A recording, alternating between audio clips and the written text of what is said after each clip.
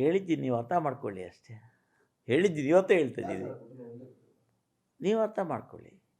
ನಾನು ಹೇಳೋದಿಲ್ಲ, ನಾನು ಏನು ತಪ್ಪಾಗಿದೆ ಅಷ್ಟನ್ನು ಹೇಳಿದ್ದೀನಿ. ಉಳಿದಿದ್ದನ್ನು ಜನಕ್ಕೆ ಬಿಡ್ತೀನಿ, ನಿಮಗೆ ಬಿಡ್ತೀನಿ. ಬಾಯಲ್ಲೂ ಇಲ್ಲ, ಕೈಯಲ್ಲೂ ಇಲ್ಲ. ಖಂಡಿತವಾಗಿ ಮಾಡಿದ್ದಾನಲ್ಲ. ಇವತ್ತು ಈ ವಿಚಾರ ಕನಿಷ್ಠ ಪಕ್ಷ ಅಲ್ಲಿ ಆಡಳಿತಾಧಿಕಾರಿ ಮೈತ್ರಿ ಎ ಸಿ ಅವರು ನೆನ್ನೆ ಅವ್ರನ್ನ ಖುದ್ದಾಗಿ ಸಂಪರ್ಕ ಮಾಡಿದ್ದೇನೆ. ಅವರಿಂದನೇ ಎಲ್ಲ ದಾಖಲೆ ಪಡ್ಕೊಂಡಿದ್ದೇನೆ. ಅವ್ರ ಗಮನಕ್ಕೆ ಹೋಗಿಲ್ಲ.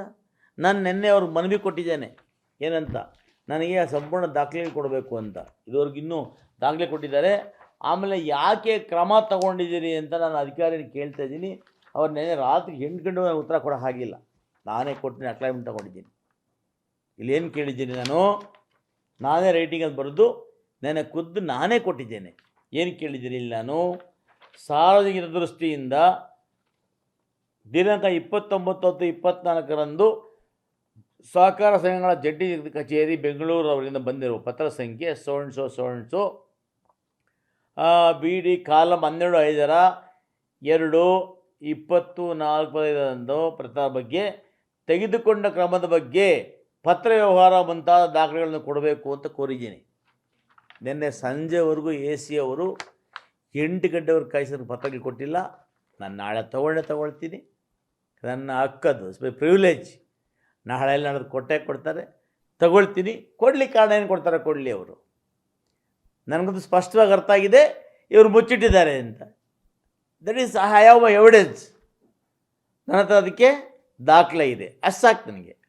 ನಾನೇ ಬಿಡಿಸಿ ಹೇಳಿದ್ದೀನಿ ನಿಮಗೆ, ನೀವೇ ಅರ್ಥ ಮಾಡ್ಕೋಬೇಕು. ನಾನಿವಾಗ ಏನೇನು ಆಗಿರ್ಬೋದು, ಎಲ್ಲೆಲ್ಲಿ ಏನಾಗಿದೆ ಅಂತ ಹೇಳಿದ್ದೀನಿ.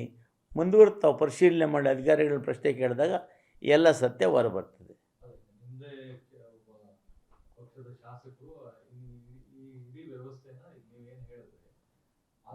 ನೋಡಿ, ಪಕ್ಷದ ಶಾಸಕರು ಇವತ್ತು ನಾನು ರೈತರ ಪರವಾಗಿ ನಿಲ್ತೇನೆ.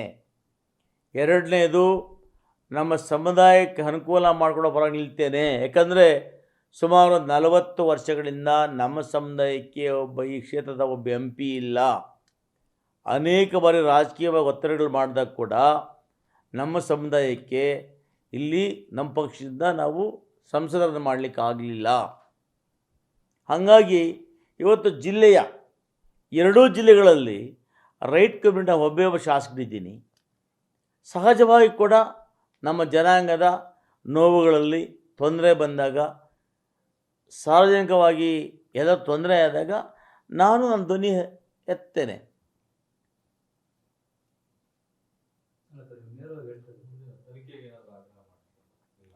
ಖಂಡಿತವಾಗಿ ಕೂಡ ವಿಧಾನಸಭೆಯಲ್ಲೂ ಕೂಡ ಈ ವಿಚಾರ ಬಗ್ಗೆ ಚರ್ಚೆ ಮಾಡಲಿಕ್ಕೆ ಇವಾಗಲೇ ಅವಕಾಶ ಕೋರಿದ್ದೇನೆ. ಖಂಡಿತವಾಗಲೂ ಕೂಡ 2 ವಿಚಾರಗಳು, ಗೌರವದಿಂದ ಜಮೀನು ವಿಚಾರವೇ ಕಂದಾಯ ಮಂತ್ರಿಗಳನ್ನು ಮತ್ತು ಈ ಅಕ್ರಮವಾಗಿ ಅಧಿಕಾರಿ ಸರ್ಕಾರಿ ಆದೇಶವನ್ನು ಧಿಕ್ಕರಿಸಿರ್ತಕ್ಕಂಥ ಗೋಪಾಲ್ ಮೂರ್ತಿ ವಿರುದ್ಧ ಏನು ಕ್ರಮ ಕೈಗೊಳ್ತೀರಿ ಅಂತ ಹೇಳಿ ನಾನು ಖಂಡಿತವಾಗಿ ಕೂಡ ಸರ್ಕಾರವನ್ನು ಒತ್ತಾಯ ಮಾಡ್ತೇನೆ.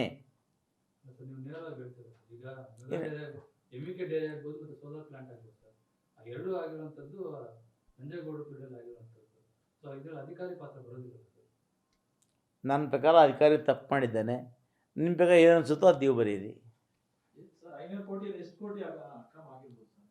ನನಗೆ ಗೊತ್ತಿಲ್ವಲ್ಲ, ಅಂದಾಜು ಮಾಡ್ಕೋತಾರೆ ನೀವು. ನನಗೆ ಗೊತ್ತಿಲ್ವಲ್ಲ. ನಾನು ಏನು ಲ್ಯಾಪ್ಸಸ್ ಆಗಿದೆ ನೋಡಿ, ಜಮೀನಲ್ಲಿ ಏನು ಮೋಸ ಆಗಿದೆ, ಇದು ಕ್ಷೇತ್ರ ವಿಂಗಡಣೆಯಲ್ಲಿ ಮೋಸ ಆಗಿದೆ, ಎರಡನ್ನೂ ಕೂಡ ನಿಮಗೆ ದಾಖಲೆ ಸಮೇತ ನಾನು ಕೊಟ್ಟಿದ್ದೇನೆ. ಕುಳಿತರೆ ತಾವು ಇದು ಮಾಡ್ಕೋಬೇಕು. ಎರಡೂ ಕೂಡ ದಾಖಲೆ ಕೊಡ್ತಾಯಿದ್ದೀನಿ ನಿಮಗೆ, ಎರಡೂ ಕೂಡ ದಾಖಲೆ ಕೊಡ್ತಾಯಿದ್ದೀನಿ. ಸರ್, ನಾನು ಇಷ್ಟು ದಿವಸಗಳ ಕಾಲ ಆ ಒಂದು ಡೈರಿ ವಿಚಾರಕ್ಕೆ ನಾನು ಒಂದು ರೈತರ ಸಂಸ್ಥೆ, ಆ ರೈತ ಸಂಸ್ಥೆಯಲ್ಲಿ ನಾವು ಪದೇ ಹಸ್ತಕ್ಷೇಪ ಮಾಡೋದು ಬೇಡ ಉದ್ದೇಶದಿಂದ ಸುಮ್ಮನೆ ಇದ್ದೆ. ಆದರೆ ಅಲ್ಲಿ ರೈತರಿಗೆ, ಹಾಲು ಉತ್ಪಾದಕರಿಗೆ ಏನಂಥ ಸೌಲಭ್ಯಗಳು ಡೈರಿ ಸಿಕ್ಕಿಲ್ಲ ಅಂತೇಳಿ ಅನ್ನೋದು ಇವತ್ತಿಗೆ ನನ್ನ ಗಮನಕ್ಕೆ ಬರ್ತಾಯಿದೆ. ಇನ್ನು ಮುಂದೆ ಹೆಚ್ಚಿನ ಗಮನ ವಹಿಸ್ತೇನೆ. ನಾನೇ ಖುದ್ದಾಗಿ ಎಲ್ಲ ತನಿಖೆ ಹಾಕಿ ಎಲ್ಲ ಹಂತಲ್ಲೂ ಕೂಡ ನಾನೇ ಸ್ವಂತ ಭಾಗವಹಿಸ್ತೇನೆ.